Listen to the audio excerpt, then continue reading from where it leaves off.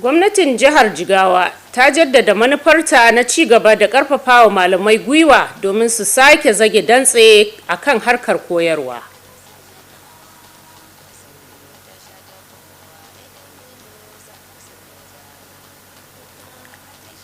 Jihar Jigawa ta yi kira ga malamai da masu rike da sarautu da su ci gaba da bada gudunmuwarsu akan yaƙi da cututtuka. Za ku ji yadda aikin hanya ke ci gaba da gudana akan hanyar Andaza zuwa Aujara.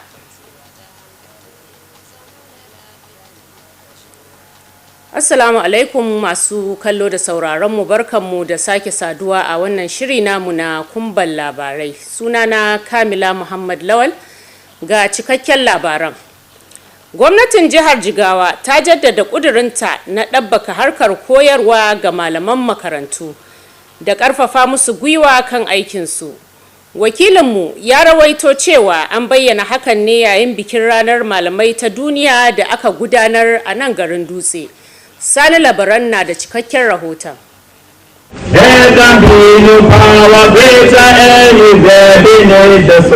Shugaban kungiyar malamai ta Najeriya reshen jihar Jigawa ya bayyana cewa gwamnatin jihar Jigawa ta ɗauki malaman makaranta 10,000 cikin shekara 2.5 a mulkin gwamna Umar Namadi.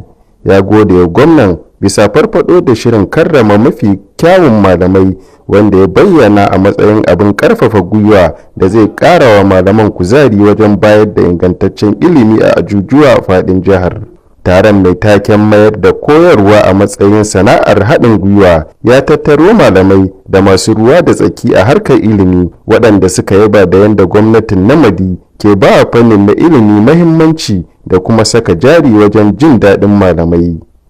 Gwamna Umar Namadi ya tabbatar da malamai cewa gwamnatin tasa na da cikakken ƙudiri wajen sauya tsarin koyarwa da koyo don inganta makomar jihar.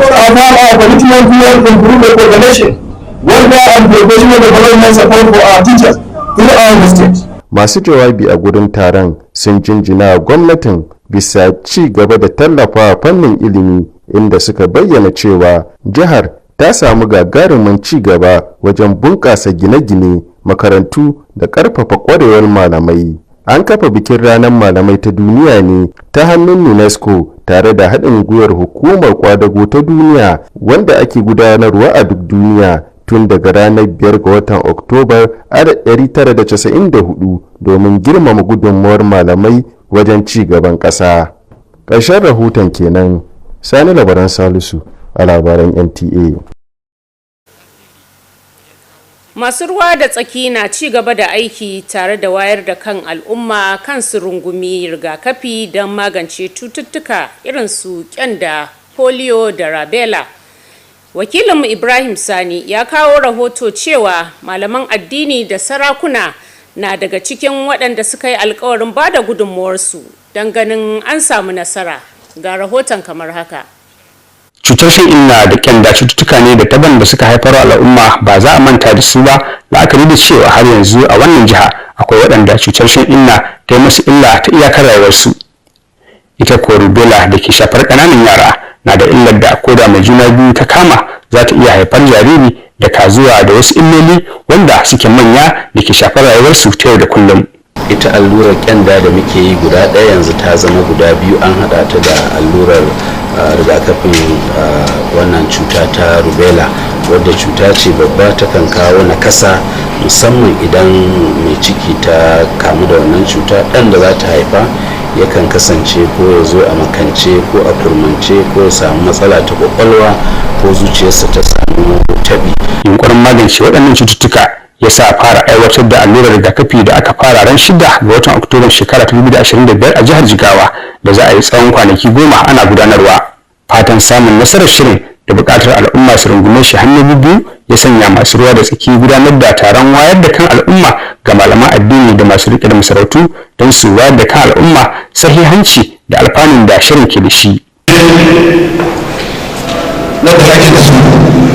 Da sarki da sarkin fawa da sarkin rikici da sarkin tasha da kuma ne sarkin baka da kowane irin sarakuna na gargajiya a sa a cikin wannan tafiya na wa sarakuna su ko su magana da malamai su ma su da wayar da kan al'umma a kan waɗannan abubuwa. Malamai da iyayen sarakuna su yarda su sani kuma cewa duk harka ta jama'a idan ba su ba za a samu nasara a kanta, domin su ne suke tare da al'umma nan kuma a maganganun su mutane a al'umma suke ji suke dadi su. Shi yasa muke fa'idantar da su limamai a hudubobinsu da kuma harkokinsu na malanta su faɗakar da jama'a su karɓi wannan rigakafi da za a fara yadda ba za mu samu matsala ba. Hakkin iyaye ne su yi duk mai yiwuwa su ga 'ya'yansu sun zama nagari. Hakkin iyaye ne su yi duk mai yiwuwa su ga 'ya'yansu sun samu ingantacciyar lafiyar da sai da ita ne za a nemi duniyar ta kyau kuma a yi ibada wadda da ita ne lahira za ta kyau. Babu abin da ke da daɗi a duniya irin samun lafiya, domin in babu lafiya babu abin da rayuwa za ta yi. Mun san duk abin da za a yi abu ne da za a haɗa al'umma a bai ɗaya, ba don komai ba don a samu nagartarsu kuma a samu ci gabansu. An yi fatan cewa al'umma za su ba da cikakken haɗin kansu don ganin aikin rigakafin ya cimma nasarori da ake fatan cimmawa a wannan jiha. Ibrahim Sani, Kumbar Labarai. Mazauna da masu amfani da hanyar Andaza zuwa Aujira mai nisan kilomita 42 sun yaba gwamnatin Malam Umar Namadi bisa gyaran hanyar, wanda suka ce ya rage tsoratarwa da yin barazana ga al'umma da ma dukiyoyinsu. Awwal Muhammad Kazaure na da cikakken rahoton. A wani yanki da baya ya sha fama da matsalar zaizayar ƙasa shekaru da suka gabata, wanda hakan ya haddasa lalacewar hanya da kuma kawo tsaiko ga zirga-zirgar ababen hawa da zaman lafiya, yanzu haka ana gudanar da aikin gyaran hanyar domin dawo da rayuwa yadda ya kamata. Kuma aiki ana yi ba dare ba rana, ko da lokaci ma'aikatan aikin hanyar nan suna yi. Mu kuma nan hanyar ita ce hanyar neman abincinmu, domin idan wannan hanyar ta tsaya babu gun da za mu je mu neman hanyar abinci. Ta nan kasuwa in za mu je idan mu daura shanu mu loda kaya a cikin amalanke, in kasuwa tana ci gobe ba za mu je ta gobe ba, sai dai in koyo tun yau za a tafi zuwa gobe, zuwa da asuba haka an riga an shiga kasuwa ko ba gaba ne. In kuma za a dawo ta ma dai yanzu nan dai misali kamar da rana haka misalin karfe 4 haka lokacin za a taho, ba za a zo ta ba he wajen misalin kamar karfe 7 haka ko 8. Lokacin da sanda masu zuba wannan yashin na kan hanya da yake ba su zo gyaran da wuri ba, gaskiya mutane sun ya faduwa har mutuwa masu ki. Wallahi ta yi sanadin mutane da yawa irin wannan tara wannan yashin da ake ba su zo sun baje shi ba. Yanzu gaskiya wallahi yanzu hanya aiki ba lifi wallahi.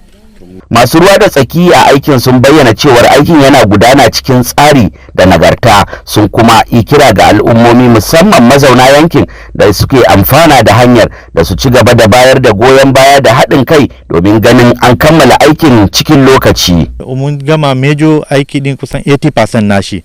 The remaining 20% insha Allah muna so mu gama shi da sauri so that mutane za su zama safe and kuma motoci za su tafi akan hanya ba tare da wani matsala ba. Kan progress sosai. Ga kalla kaman in ka dau abubuwan na aikin da ake. After wannan guda 45 gaskiya da goyin fa sun nisa. Dewa akwai zuwa sun fara ma gama aiki. Dewa muna da su alfot din mu. Akwai sun kai 80% 90% akwai su. Rahotanni sun bayyana cewa aikin wanda ke da tsawon kilomita 42 zai ci fiye da naira biliyan, kuma ana sa ran kammala shi kafin ƙarshen shekarar nan. Wannan gyara na daga cikin ƙoƙarin gwamnati da hukumomin da abin ya shafa na tabbatar da ingantacciyar hanya da kuma haɓaka tattalin arziki ta hanyar sauƙaƙa sufuri a yankin. Awwal Muhammad Kazaure a labaran NTA. Da wannan rahoton muka zo ƙarshen wannan shiri namu na kumban labarai. Mu kwana lafiya.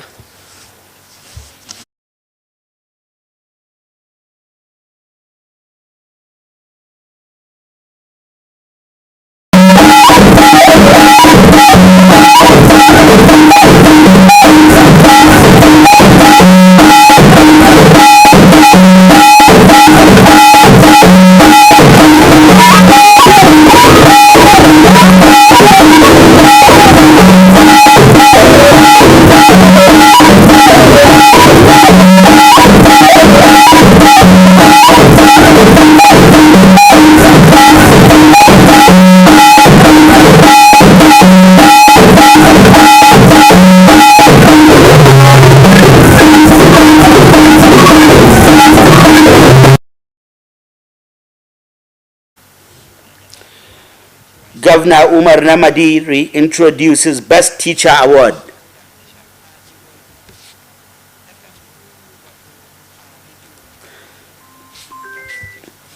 Jigawa sensitizes traditional religious leaders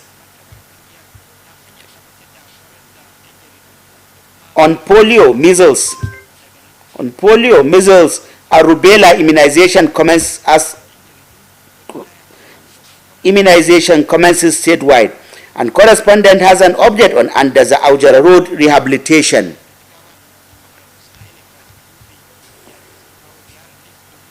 Good evening and a warm welcome to Nta Dutse News. My name is Awal Muhammad Kazauri. Now the news in details. The Jigawa State government has reaffirmed its commitment to uplifting the teaching profession through motivation, recruitment, and reward initiatives. Muhammad Musa Askira reports that this was on the International Teachers' Day celebration held in Dutse over the weekend. The report.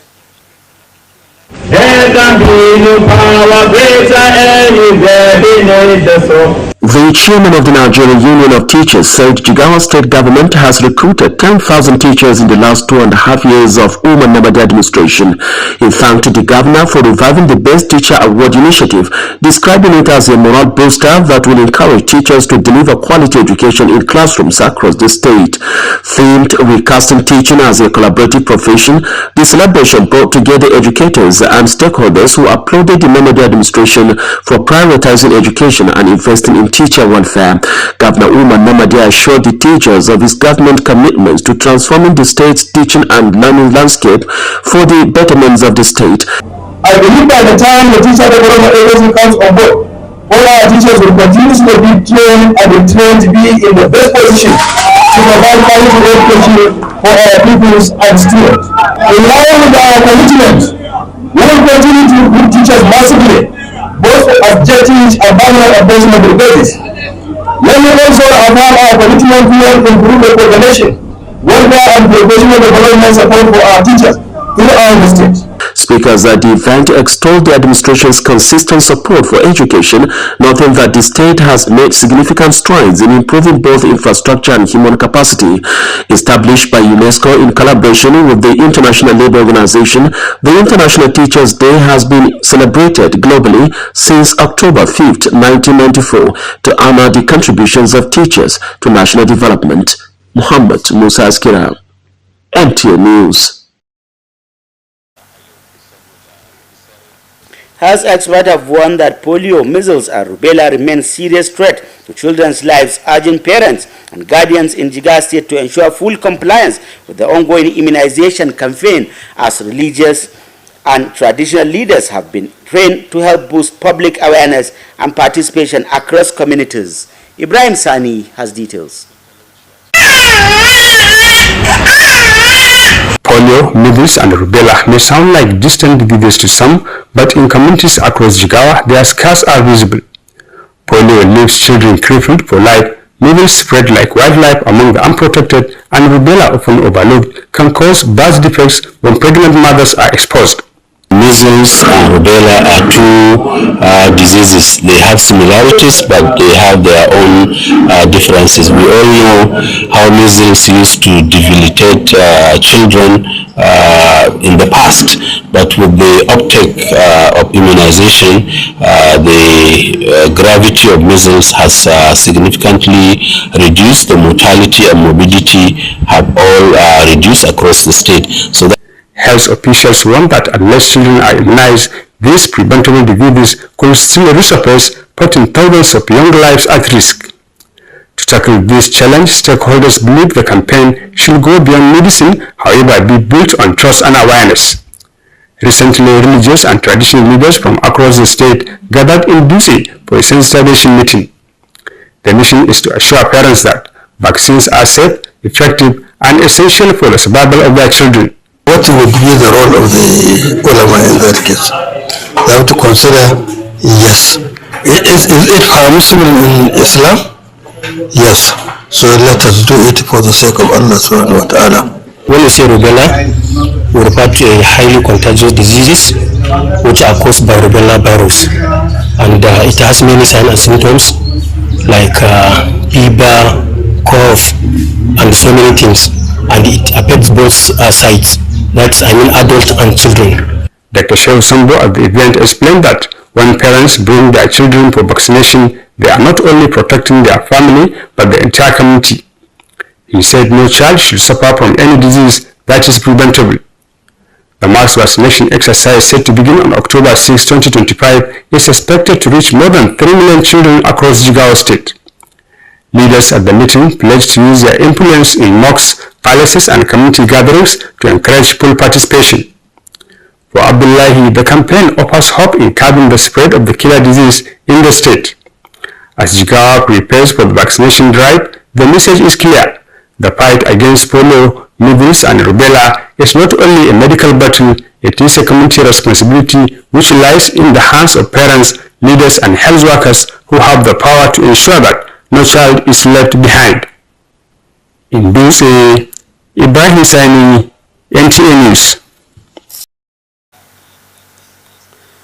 Residents and commuters along the 42-kilometer under the Sirma Aujara Road have commended Governor Umar Namadi for the ongoing rehabilitation work, which they say have significantly improved safety and economic activities in the area. The once dilapidated road, which posed serious risks to lives and livelihood, is now undergoing major repairs, bringing relief to communities who rely on the route for daily transport and trade. The report. In a region that suffered from a severe landslide some years ago, an event that caused major road damage and disrupt transportation and local livelihood, reconstruction efforts are being made by Jigawa State government to repair all the failed sections of the road affected, as contracts had been awarded to that effect. Tanan kasuwa an zamu je idan mu daura shanu mu loda kaya a cikin amalanke, in kasuwa tana ci gobe ba za mu je ta ba sai dai in koyo tun yau za a tafi zuwa gobe. Wallahi ta yi sanadin mutane da yawa irin wannan tara wannan yakin da ake ba su zo sun baje shi ba. Yanzu gaskiya wallahi yanzu hanya aiki ba lifi wallahi. Stakeholders involved in the project have confirmed that the work is progressing well and according to plan. They also called on residents and road users to continue supporting and cooperating with the efforts to ensure its successful completion. According to reports, the project spans 42 kilometers. Dara, it is scheduled for completion before the end of 2025. We have now achieved 80%. Okay. So what remains now is just 20%, which we want to get it done within the next 2 weeks. The contractor is on site, is working with the properly supervision by the stakeholders. The contractor is raised certificate number 2. Already paying 10% mobilization for the contract sum. Already the project is ongoing. Then we are doing all our best to make sure that transparency and quality of the projects have been followed. This construction is part of government's and concerned authorities' commitment to improving infrastructure and boosting the local economy by easing transportation in the area. In Dutse, Awal Muhammad Kazauri, NTA News. That was the news. Thank you for watching. Good night.